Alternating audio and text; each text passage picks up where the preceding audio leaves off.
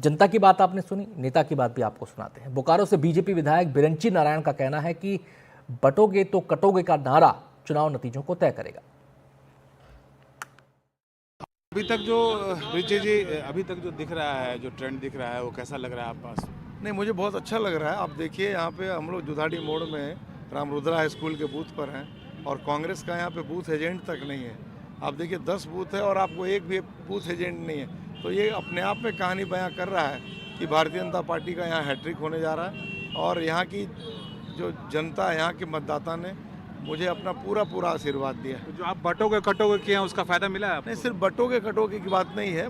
ये तो स्वाभाविक है कि हम कुंभकर्णी निद्रा में 100 साल क्या कई 100 साल से सोए हैं, लेकिन हम अगर बटेंगे नहीं तो कटेंगे नहीं। और मैं तो कहता हूं कि भाई बटोगे तो कटोगे, जो लोग कहते हैं बड़े लोग, मैं तो कहता हूं कि अगर सावधान नहीं रहे तो आज नहीं कटोगे तो 20-25 साल बाद कटोगे, लेकिन कटोगे। आप मानते हैं कि ये ठीक है, ये जोड़ने वाला नारा है कि तोड़ने वाला नारा है? तोड़ने वाला नहीं, ये अपने आप को बचाने वाला नारा है।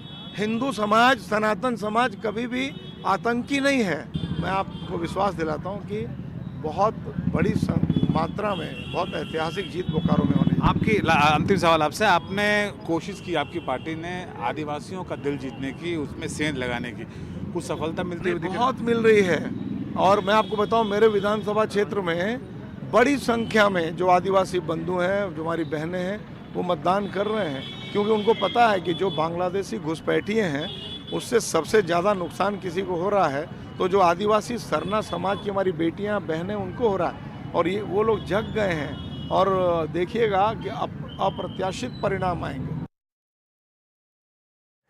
सीधे रुख करेंगे, राजेंद्र तिवारी जी का हमारे साथ मौजूद हैं। राजेंद्र जी, इस बार झारखंड का सियासी गणित क्या कह रहा है?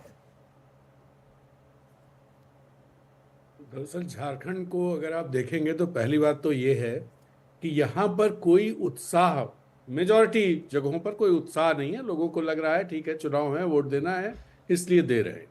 मैं जिन जगहों पर घूमा हूँ, करीब हमें लगता है 15-18 कॉन्स्टिट्यूंसीज में गया, तो उन जगहों पर जो चीज़ें मैंने देखी, एक तो रोजगार का मुद्दा जो आपके रिपोर्ट में भी दिखाई दिया, वो मुद्दा है।